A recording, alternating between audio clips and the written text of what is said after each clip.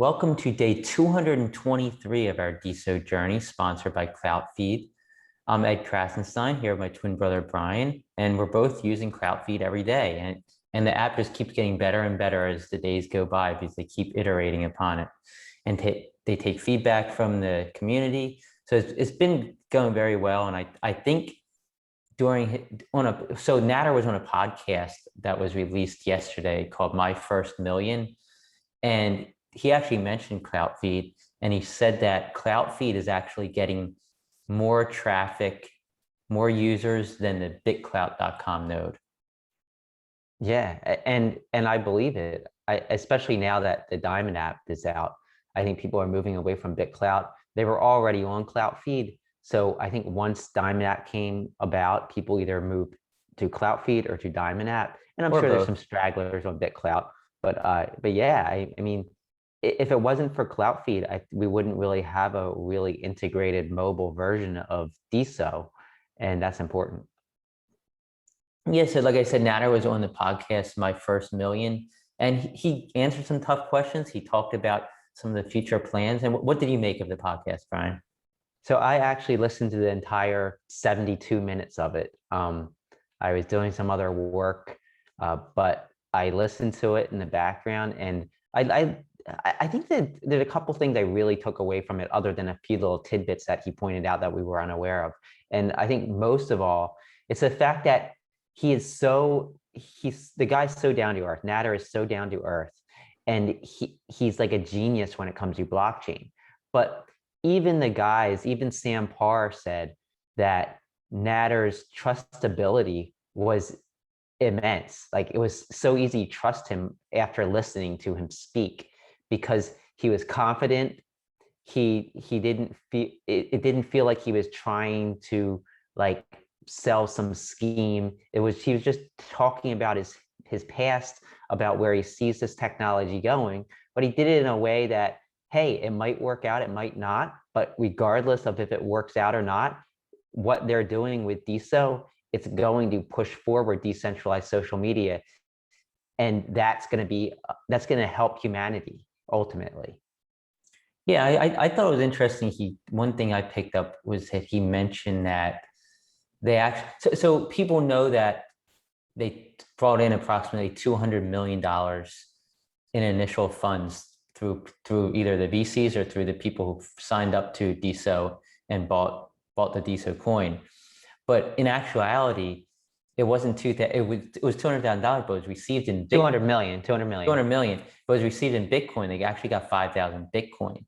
So Bitcoin's gone up quite a bit since then. So they probably have more than $200 million in their bank account. Yeah, so they actually brought in a total of around 5,000 Bitcoin. So back in March, that was probably worth about $220 million. But now, sitting at $63,000 Bitcoin, that's approximately $315 million. Now, they did cash out some of that in order to keep it in a reserve, just so that they would be protected against fluctuations in Bitcoin should Bitcoin have plunged. But I mean, they're sitting on close to $300 million right now in Bitcoin, it appears. Yeah, that's a lot of money, and a lot of money they can use for marketing and advertising. So that's a good thing. Something else from the podcast that surprised me, and it's information that's available. If you really search, you would have found it. But Nader is only 29 years old. I thought, like, the way he talks, you think I mean, obviously he doesn't look like he's 40 or 45, but he sounded like a well-rounded, experienced, and he is experienced. I mean, he's been in Bitcoin, he's been in crypto for almost a decade, I believe. So it was just amazing that he's that young. I mean, we're 40, so he's 11 years younger than we are. Well, you got to remember that he also ran Basis and raised $130 million for Basecoin. And that was when he was approximately 25 years old. So he raised $130 million when he was 25 years old. And when he realized that Basecoin wasn't going to work out because of government regulations, he gave all of that $130 million back to his investors. And that's another reason why he's so trusted in this crypto space. Yeah, you don't have big name VCs. You don't have Adrian Horowitz and all those big name VCs jump back into a VC who had a failed project. And I say failed because but it wasn't really failed. It's just that the SEC kind of got down his throat. You don't see them jump back in unless they really trust somebody. And obviously Nader is somebody that they trust. Yeah, so in other news, Paul Burke, we know him, he's a developer on DeSo, and he's created the BitClout Plus plugin, known as Plus on DeSo now. But the BitClout Plus plugin now supports extra data. So if you're minting an NFT, you can add extra data to that NFT, such as traits. And it also now supports that. It shows a little dot next to active users who have been active in I forget how many blocks, but it's active recently, like online in the last, I guess, 15 minutes or something. I think it's 5 minutes. I think you can see if they're online in the last 5 minutes, because I went to my account yesterday and noticed that little green dot. I'm like, wait, is this new? And I realized it was Paul Burke's DeSo Plus, or is that what it's called now? DeSo Plus? Just Plus. It's just called Plus, just Plus. But yeah, so I mean, those are both awesome features. If you haven't checked out BitClout Plus yet, you should check it out.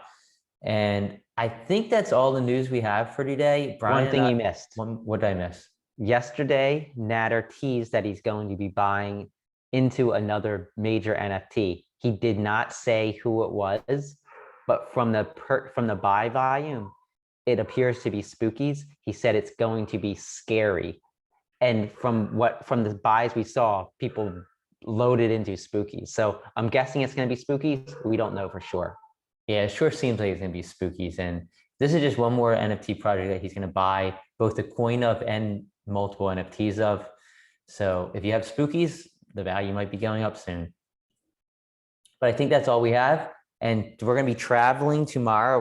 Brian and I are going on our 40th birthday vacation to Turks and Caicos. So we will have to make these videos either from the airport or from the hotel. Yeah, we'll see you guys then. See everyone tomorrow.